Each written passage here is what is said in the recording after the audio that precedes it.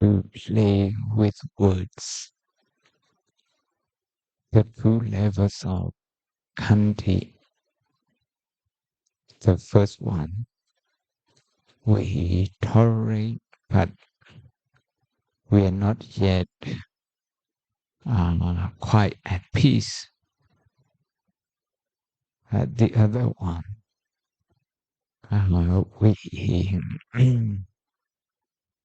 we happily bear with this situation. We happily accept the situation. So that's a higher kandi that we have been discussing for the last 2-3 days. To play with words.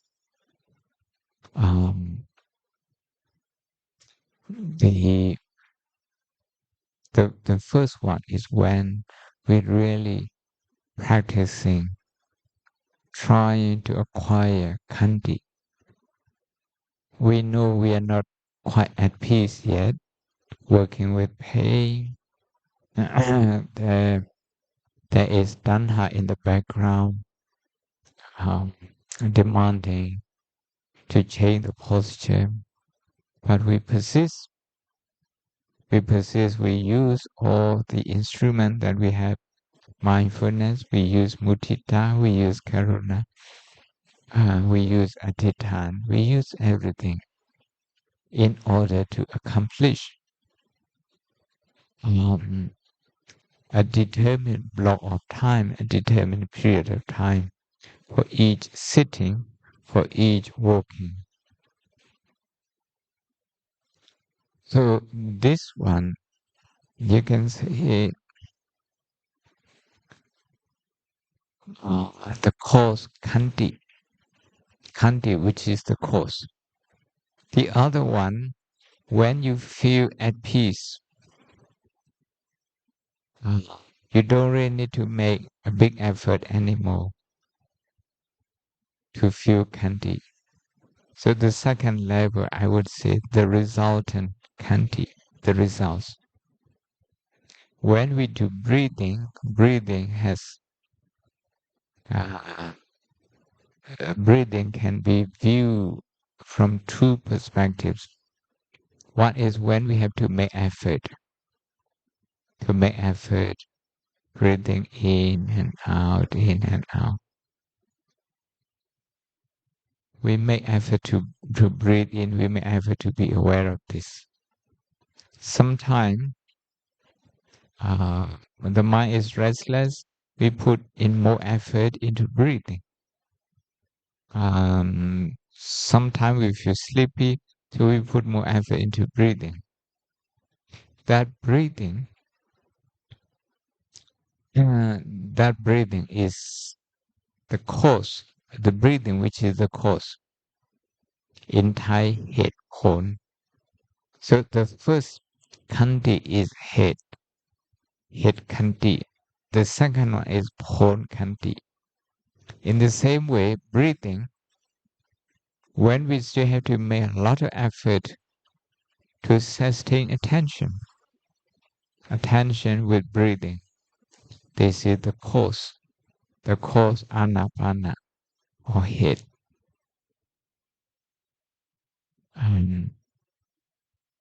But sometimes, we are not aware of this breathing. Just now we did mudita. During mudita meditation, we are not aware of breathing. But breathing is there. Breathing is going on normal. This is the breathing that we were born with. The breathing that we receive from our past karma. So it's pon, the results. The results breathing. Or in English, resultant breathing. Resultant breathing, causal breathing. Causal breathing is also called psychological breathing because is mind-made. Chittaja is mind-made because you become aware of your breathing. You want to do something about that. You put effort into that. So it's chittaja vayu. The air that comes about because our mind is making effort. But the other one, we are not aware of it when we are sleeping, when we fall asleep, and when we are eating, when we are talking to friends, when we do mudita meditation, our mind is not on breathing. Even during walking meditation, our mind is not on the breath.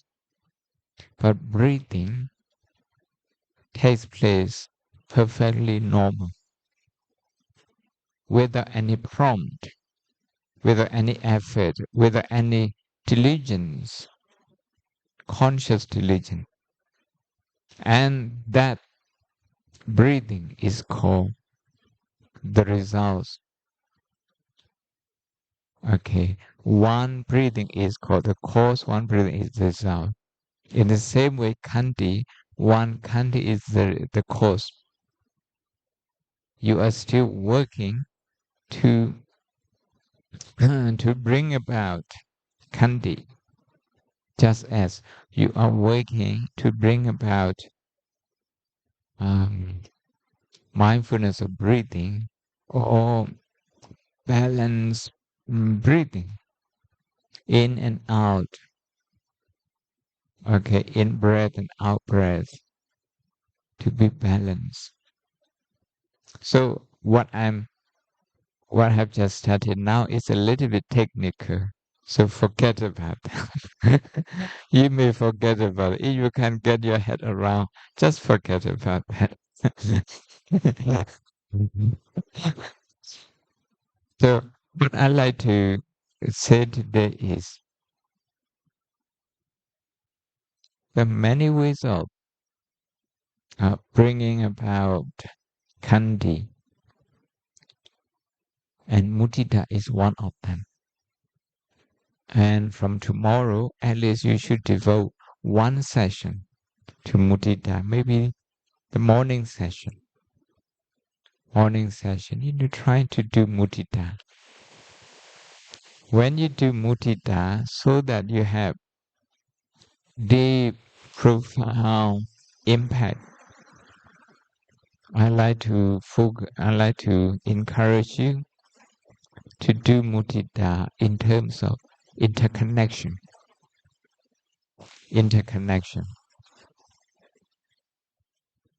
How we are interconnected.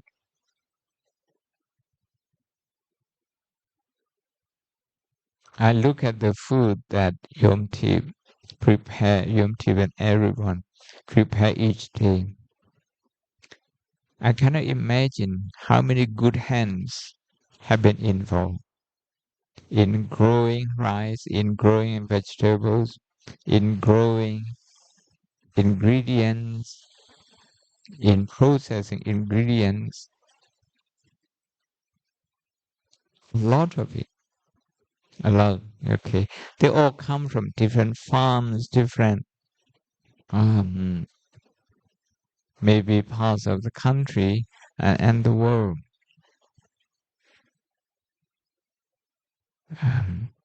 When we look at that, you can see how many people put their mind and heart to making the food that we eat every day. So you can do mudita for breakfast, for lunch.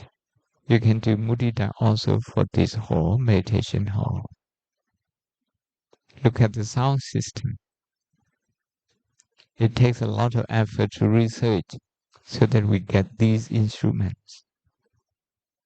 Perfect, portable, a good quality. And here, in the village, we have electricity, and we have the aircon. We have, all the thing that we need for our comfort, including the chair we sit on, including the water we drink. There's just so much to feel mudita. to feel mudita with.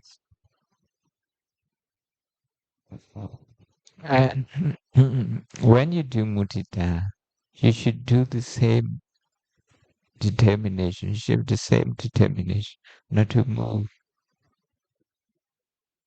not to move.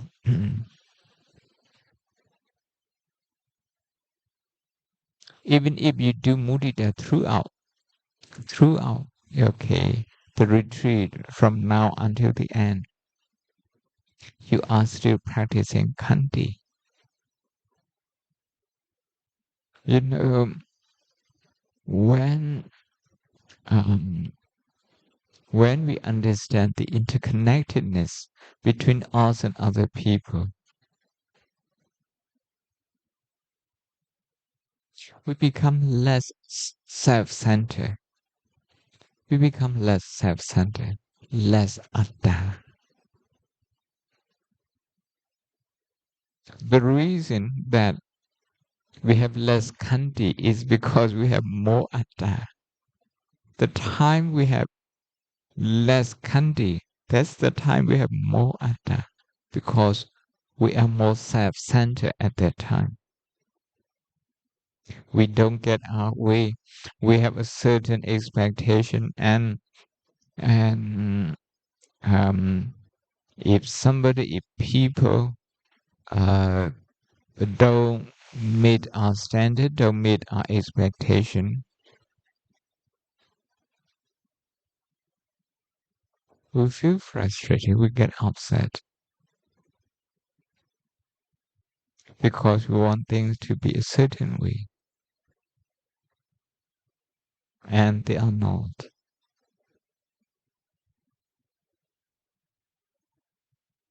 If you remember the Anatta Lakkhana Sutta,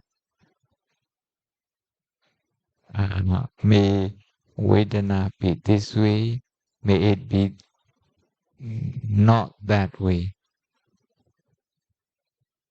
Okay. We want Vedana to go away. We don't realize that that's Atta. We think this is a perfect expectation we are entitled to. We think we have the right to expect the pain to go away. What the Buddha is saying is that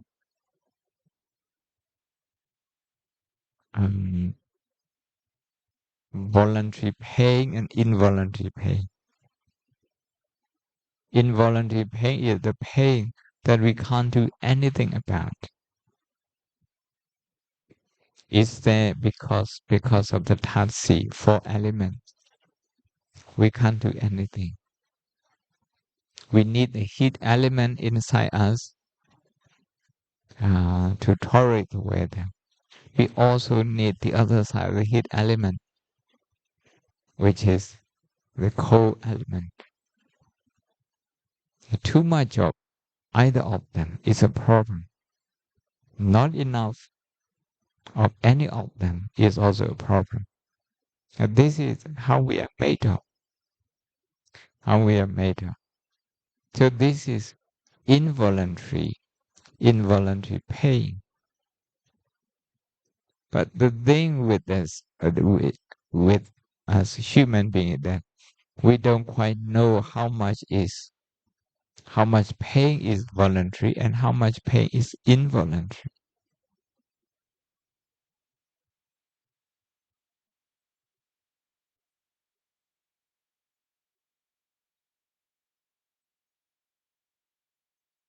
The other day, I was talking to my GI doctor from Pamrong. She asked me to rate the pain.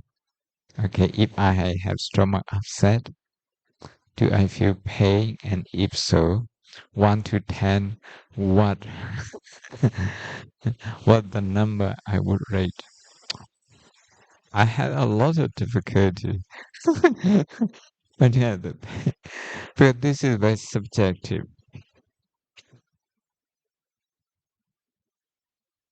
I just made it up. I just maybe 4, I said. I don't think it was helpful to her.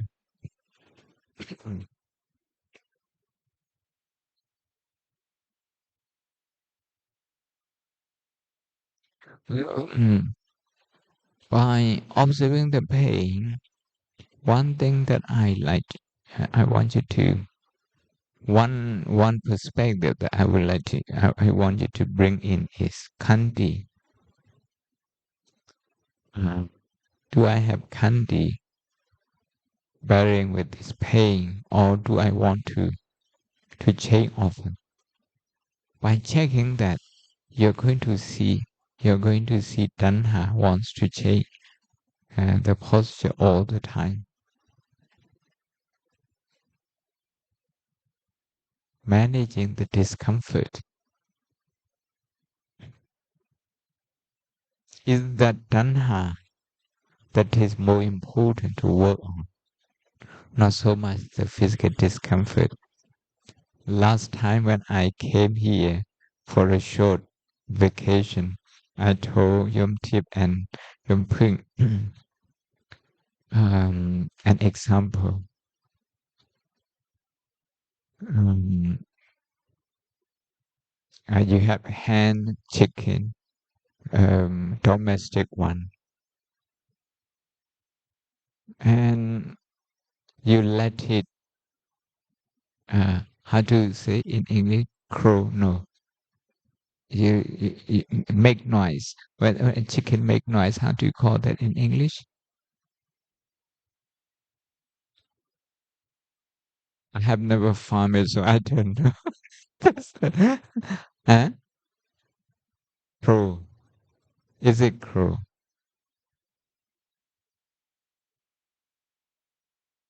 Okay.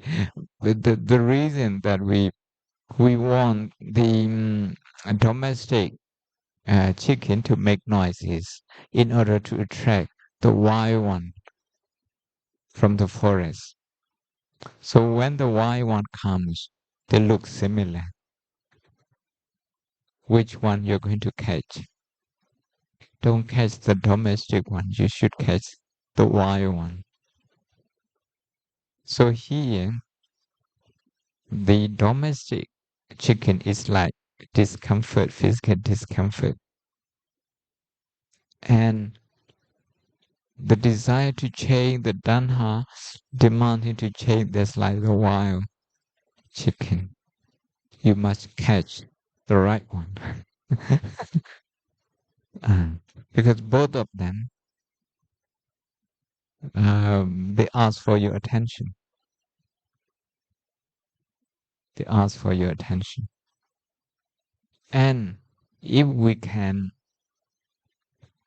um, if we can tame the wild chicken, then the wild bird, then that would be the aim, to tame. So we observe pain with a purpose because we want to see that tanha, we want to see that habit, a habit that always complain, the habit that always seeks for comfort, any slight discomfort. This tanha makes a big noise, a big demand, and we observe that pain first, then we observe tanha that wants to change, and we can see kandi there in the observation. We can see kandi. We are developing kandi.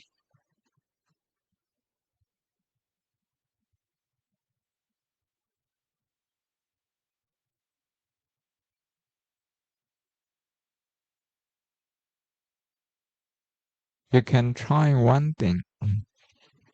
When you feel physical discomfort, how the mind is going to label that. If the mind is going to label as pain, Look at that labeling mind. Look at that label itself. We no longer see the four elements. We no longer see them. Now we see them as pain. We see them as my leg, my ankle. We see them that.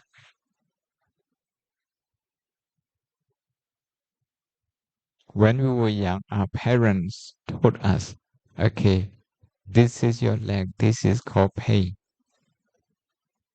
And we remember that. We remember that. Somut. We remember somut.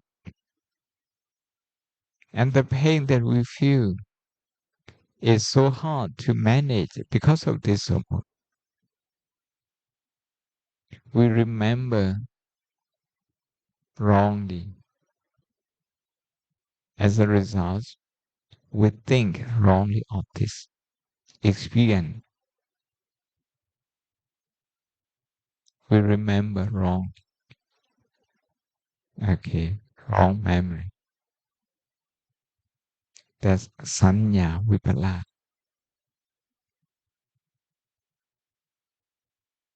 As a result, we think of it, okay, not as the heat element, not as um, the earth element,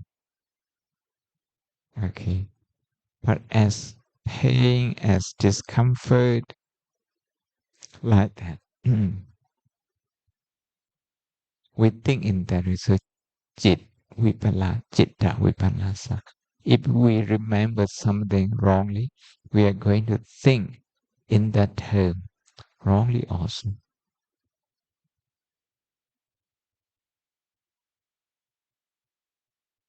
And that's how we come to have a wrong belief, ditti vipala.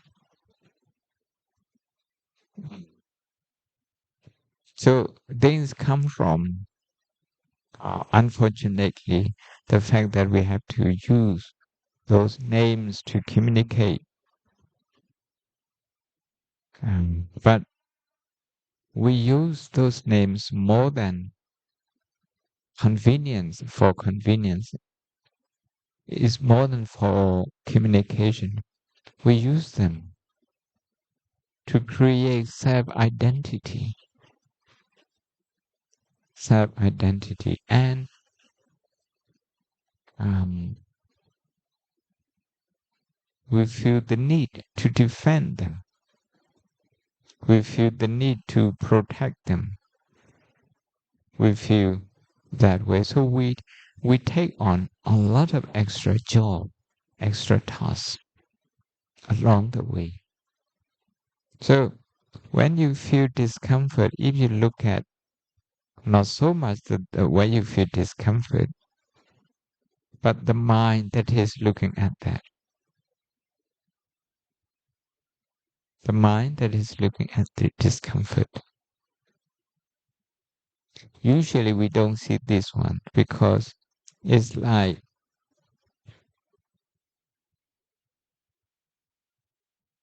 asking a thief to help you. Okay, a thief to help you.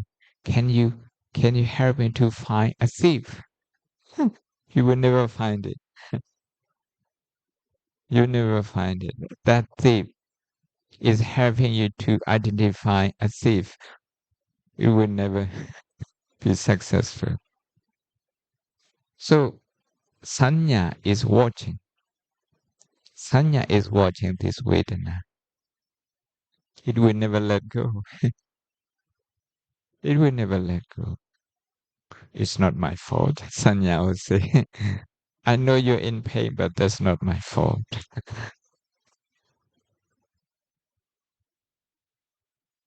So we have to observe also the observing mind. When you observe pain, there is an observing mind. You should observe that observing mind too.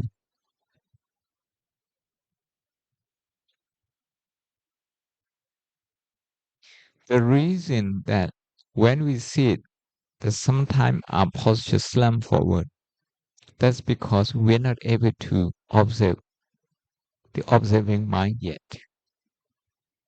Observing mind is like this. A observing mind, A observing mind, B observing C, observing mind D.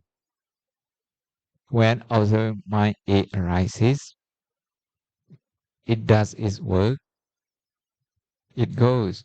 Observing mind C, as observing mind B arises. To replace that, then it does its work, it observes one thing, it goes. Then observing mind C arises. So if we observe observing mind, we might discover this process, the process of observing mind. Otherwise, we have awareness, but we don't have alertness.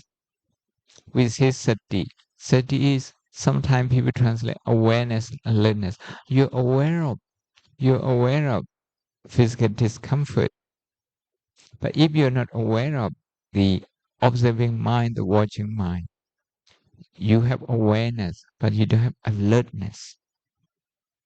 Alertness, you see more a wider picture. You see the connection. You see the connection between aggregate, between khandha.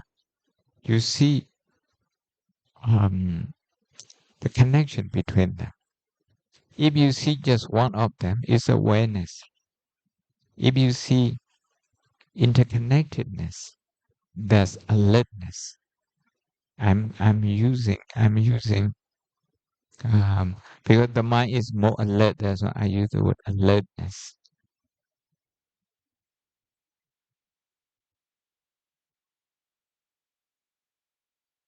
When you observe the pain in the Mahasi tradition, we are taught to observe later also the intention to move. The intention to move is sankhara. This is vedana. And as we observe more and more, we come to see the labeling that we give. This is pain, this is sanya. We remember the past experience. An experience like this is called pain. An experience like this is called irritation. It's called tension. We remember from the past. We compare this based on past experience.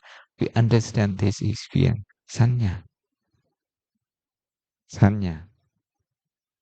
By the time you can sit, by the time you see that in the Mahasi tradition, you already drop labeling.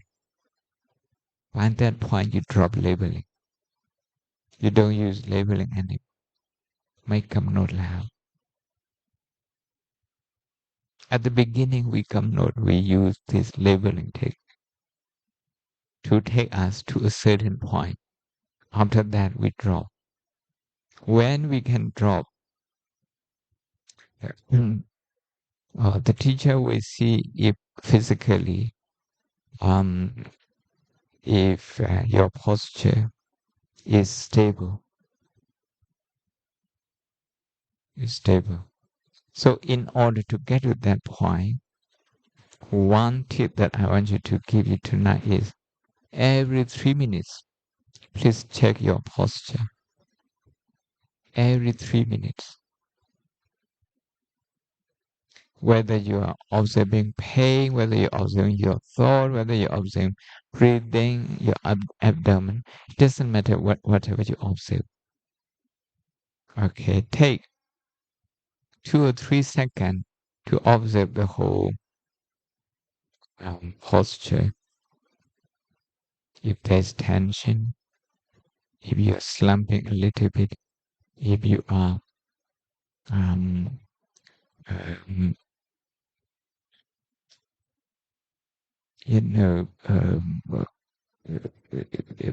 physically, if you are a little bit, how will you call this?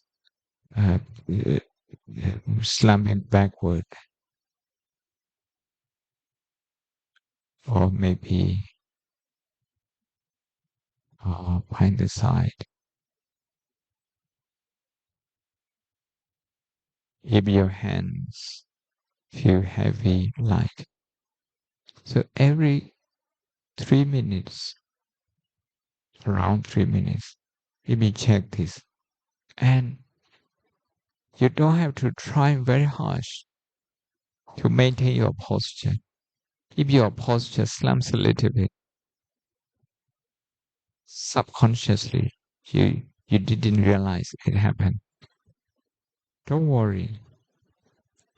Just use Mahasi technique. Okay. You make a mind map. Mind map. Okay, now the posture is like this.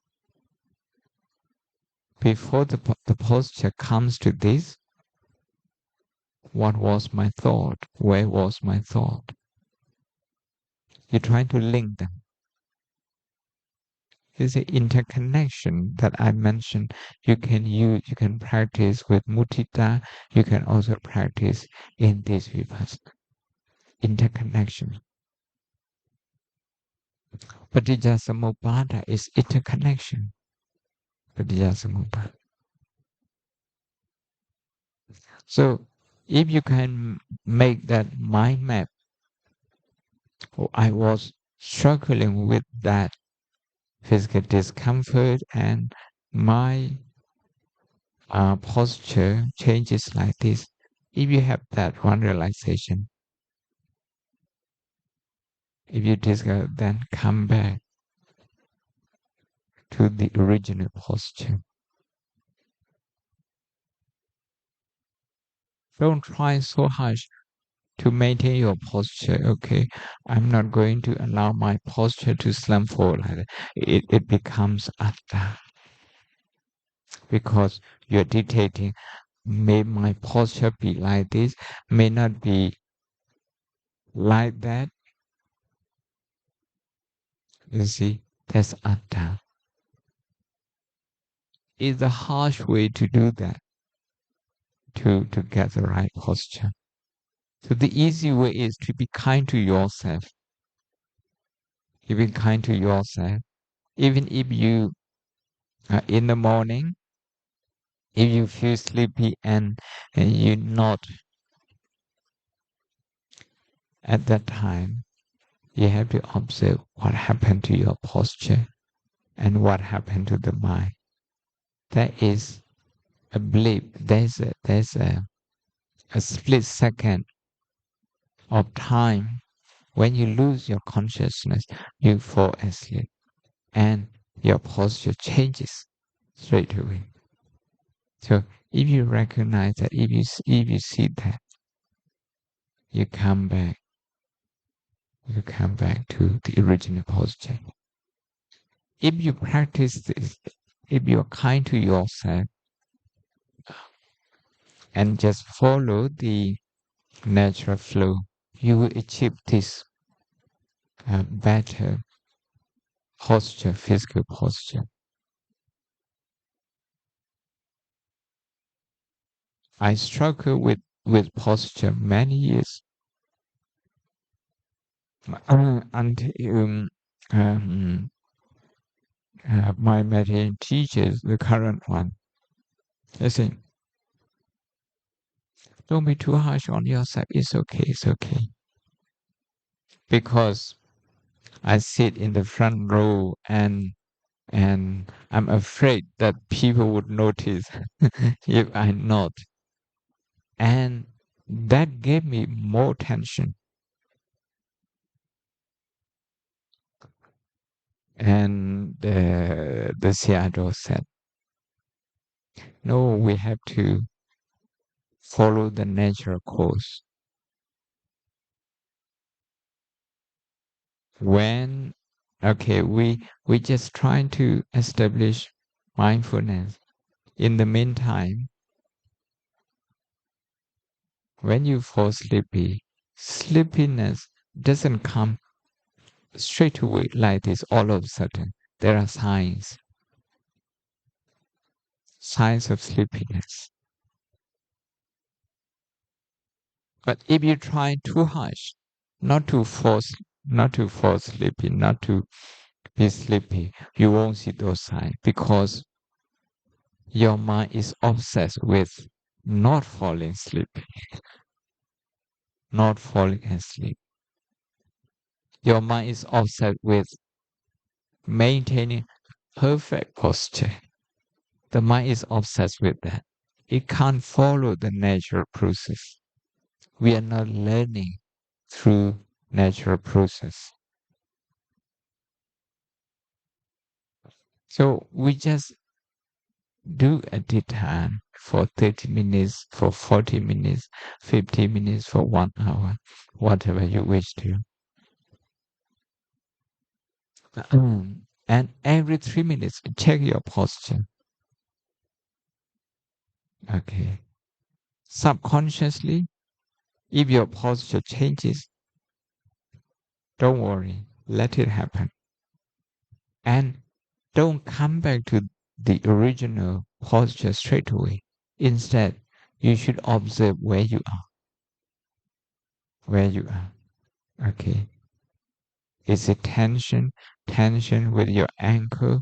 Tension with your lower back? Tension with your shoulders? Stay with that tension and try to see what happened to the mind before that and also at that time. Try to link the mind and the body.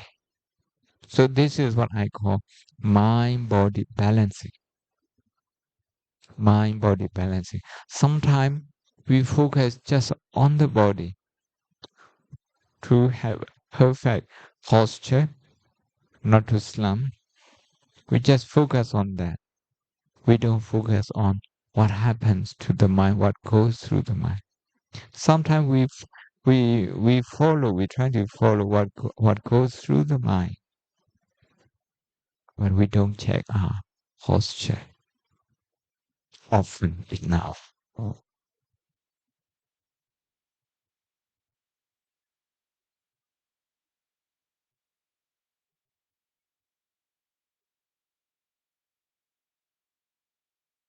So I have found that we don't really need to make a big effort to maintain posture. If we have gone through this mind-body balancing process, mind-body balancing process, you can do that sitting on a chair. You can do that sitting on the floor. You can do that.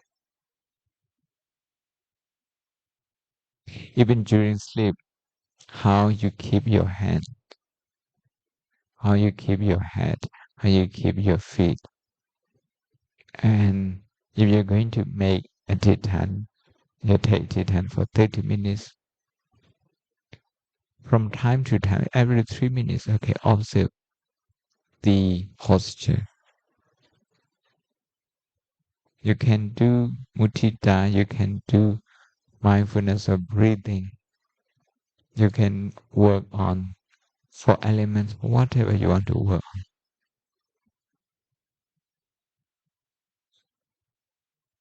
on. By focusing on mind-body balancing, you will be taking your kanti to the next step. And it will be a lot easier, a lot effortless. Yeah. If you try very hard, when you go home, you won't be able to take it with you.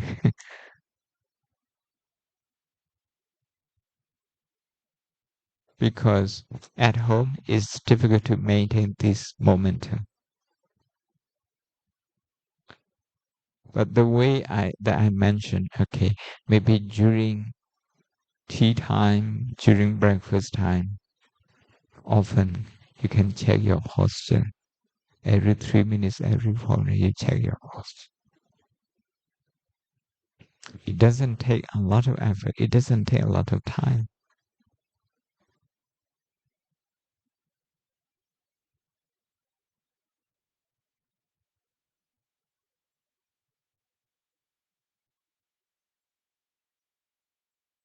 So, interconnectedness in terms of interconnection between the mind and the body. Interconnectedness in terms of the five khandha. Interconnectedness even in mudita between us and other people. Interconnectedness. The more interconnectedness we come to see,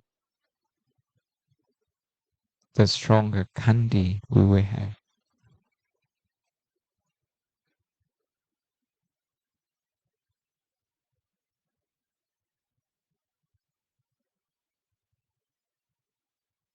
By that time, it will become a lot clearer how the Eightfold Paths are interconnected. Eightfold Path factors are interconnected. How the 10 paramis are interconnected. How Sin, Samadhi, Panya, the threefold training, Trisikha, are interconnected.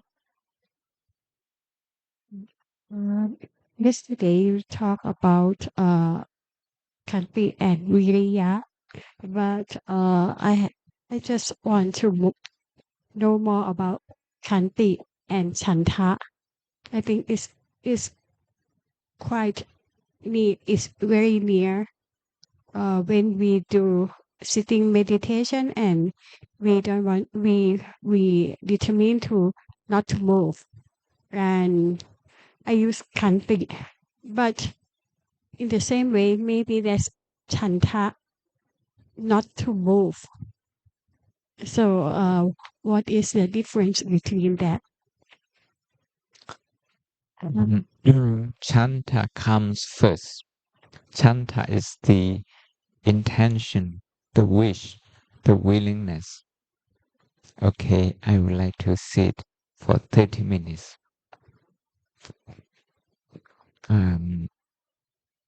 That's chanta. Making effort for the whole 30 minutes, virya. In so doing, we capture both chanta and virya with one word, kandi.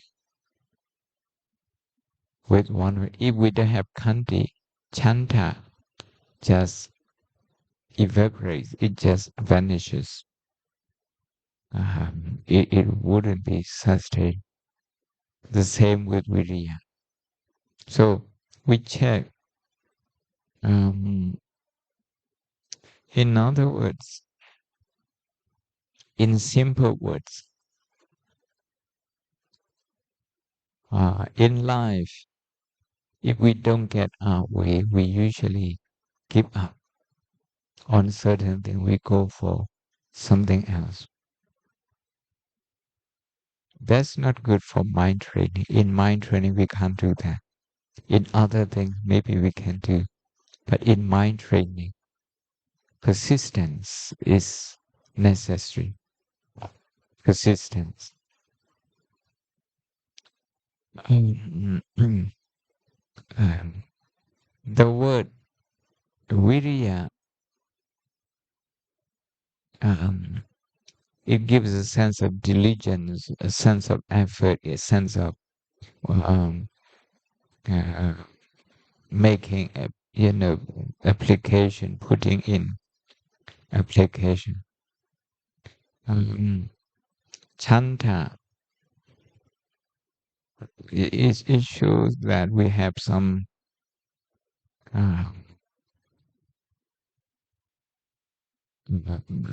desire to do good things, some aspiration,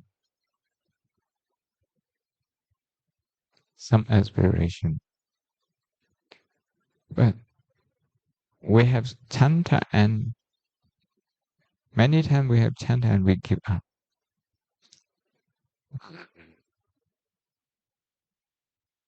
From the time we were young up to now, we have changed course many times. in terms of aspiration, in terms of what we want, in terms of what we like, in terms of what we don't like. We have changed many times. The reason that one thing cannot make us happy for a long time is because we don't have kanti. We always have chanta. Chanta may change. We always have virya. Virya may change. But we don't usually have kanti. Kanti here may be translated as persistent. Persistent. So virya becomes constant effort. Chanta becomes sustained aspiration because you add kanti into that. From Yomอ้อนะคะ Today I make Atithana on sitting meditation of 1 hour and 20 minutes. I sit properly and tell myself I will not move. All the way through meditation, Kanti is surely there all time.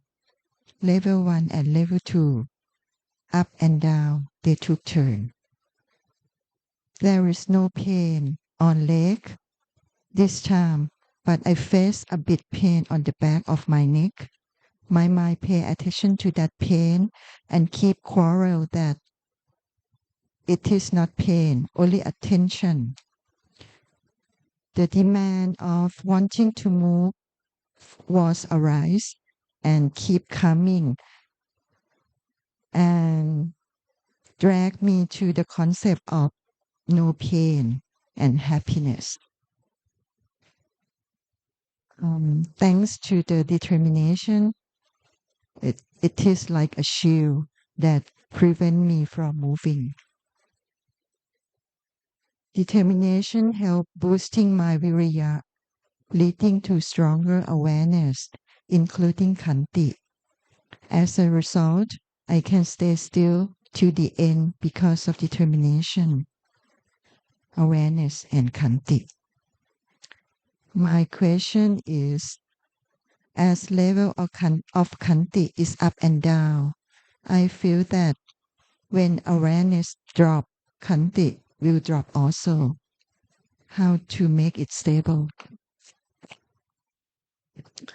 I have already answered this question in my explanation earlier.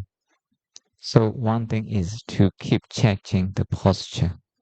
Even the posture is perfect. Okay, we still need to check it. Make it a habit. Every 3 minutes, check the posture. Okay, the whole body. The whole body. If it's at ease, then go back to the main task. This is one point I'd like to make to Yom All. Another one that I would like to share is to pay attention to sanya. To sanya. Now you take the word paying for granted. You take it for granted. What about questioning the word paying? Who called this paying?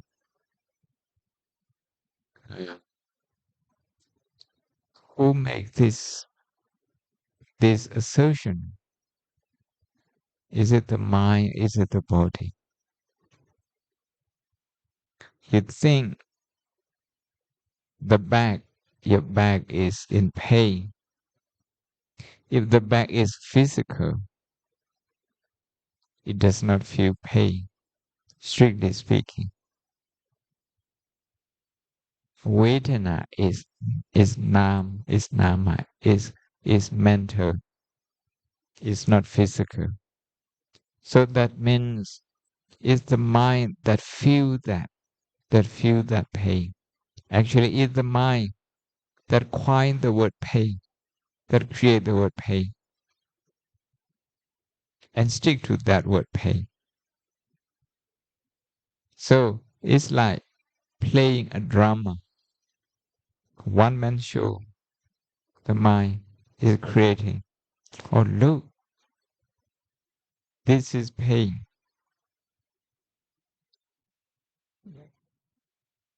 And I must do something about it.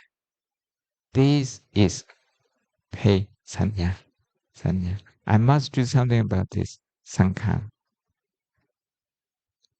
You see, I don't like this experience. That's the real Vedana. Look at the dislike. That's the real Vedana. It's not the tension, physical tension here. The real Vedana is the dislike towards this. The mind that wants to get rid of this. That's the real Vedana. So look at that mind. That's Vedana. I don't like this. Okay, I don't like this experience. I don't like this. But who gives you this experience? The mind doesn't want to answer because you are taking a thief to to show you a thief. You wouldn't show. Sanya is covering everything up. And now Sanya is telling you, please have kanti. It's also Sanya. Please have kanti. You can see Sanya is one man show is playing around.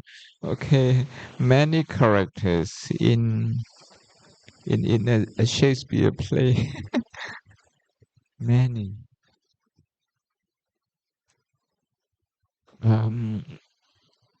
That is why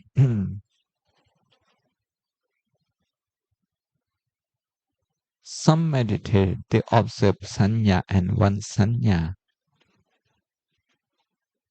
drops, when sanya vanishes. Sanya nirod, sanya nirod, sanya nirod.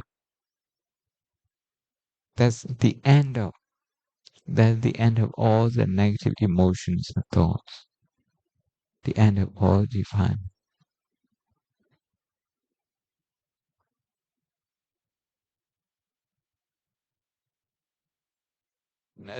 Tanha has a lot of support from this sanya.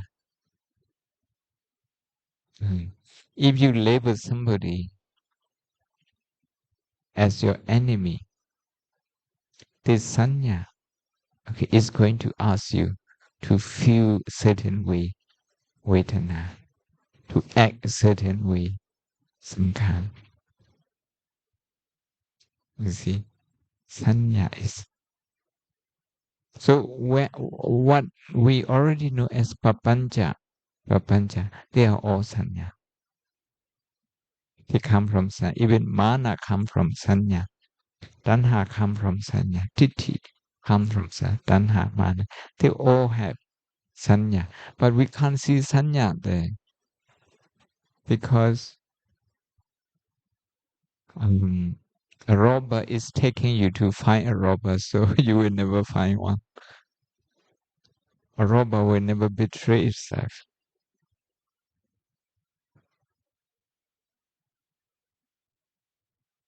So, in brief, my suggestion to Yom O is to check your posture every now and then, every 3-4 minutes. That will have an effect of mind body balancing. Another one is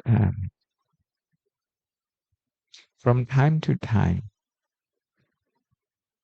recognize the watching mind, the observing mind, the mind that observes breathing, the mind that observes pain, the mind that observing. If you do that, awareness will be upgraded to alertness. Yeah.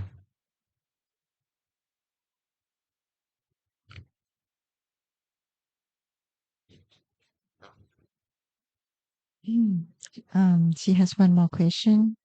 Like she said when she noticed that Kanti is at level 1, sometimes she tell herself that you should be at peace, something like that. And she feel at peace really. So she asked whether she can use that method to kind of upgrade Kanti. Yes, yes. And this happens all the time. We have been meditating for some time, every one of us. When we observe pain, when the pain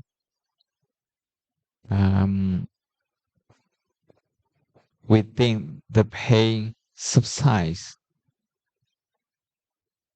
actually the energy just changes. We don't really know about the physical changes at that time. We focus more on the mind.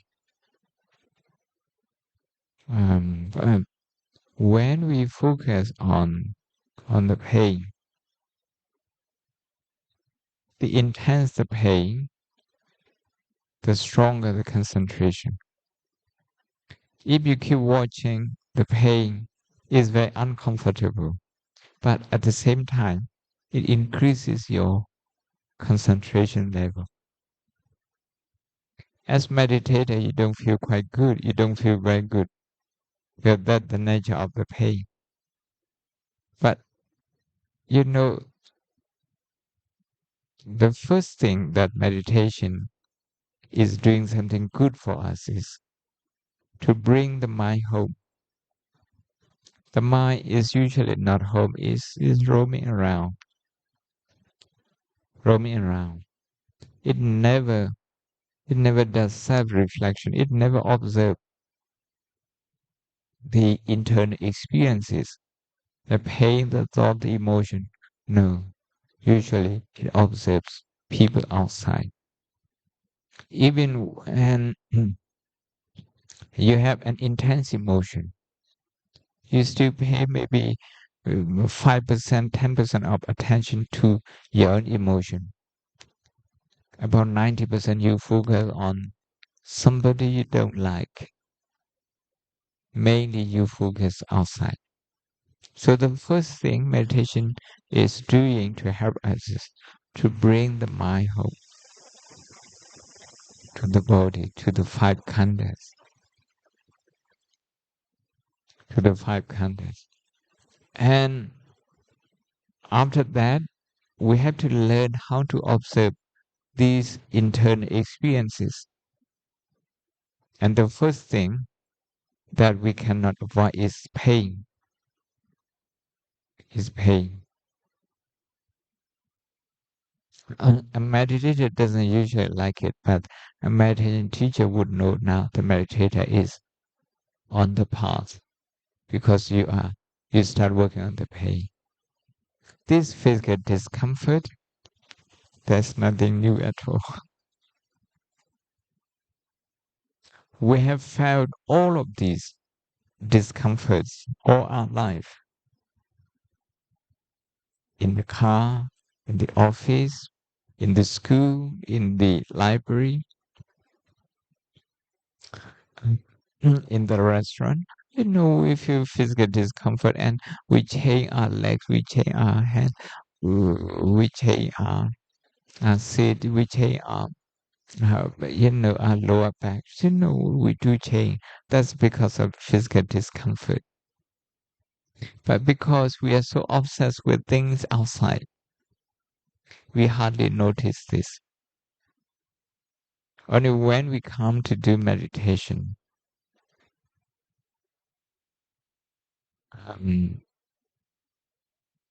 we subject ourselves to a certain routine. Okay, we sit 1 hour in Mahasi tradition, 1 hour sitting, 1 hour walking. So you have to confront the pain. In my tradition now, it starts with 2 hours sitting. no walking, 2 hours sitting, and then 3 hours sitting. As a result, we are forced to observe this. Even if we are not forced, we have no choice because it's so obvious, so clear. We just have to observe this. So this is a good thing. The mind is finally home. The mind doesn't feel at home yet. The mind is at home but doesn't feel at home yet. So there's a process of making the mind to feel at home. When the mind feels at home, there's the second level of kandi. Uh, before the mind feels at home, when it still struggles, it wants to go outside. Uh, then it can't go, it has to be at home. During that struggle, okay, we can see the first level of kandi is developing.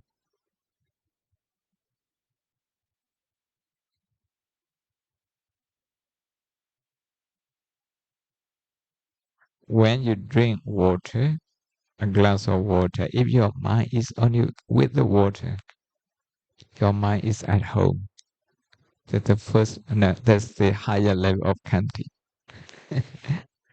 The higher level of kandi. When you're drinking tea, your mind is not demanding coffee. When you're drinking coffee, your mind is not demanding. I don't know how many types of teas, your tea has, is never the same. Every day is all a new type. So if the mind doesn't demand that, if you have a Chinese tea, if the mind doesn't think about Japanese green tea like that, then you can see the mind is with kandi. The mind is perfectly happy here. I I must admit, during lunchtime, you know, being in England for 24 years, you're so used to potato and leg was putting cow the dishes on. I made it and I'm going to eat only what he gives me. And he didn't put the potato, potato in there. And my mind keeps going there and I observe that. I observe that. Oh, candy. Because they just, Farang, they just eat so much potato and I live with them. I have um to to like all the potatoes. And in Thailand, people don't eat that much. So in the morning, Kun Lek, he didn't realize he was going around the potato but never touch it.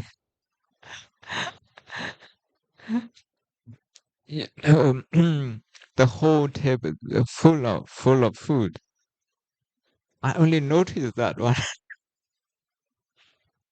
So I would like to encourage you um, um, to integrate your mudita into this country.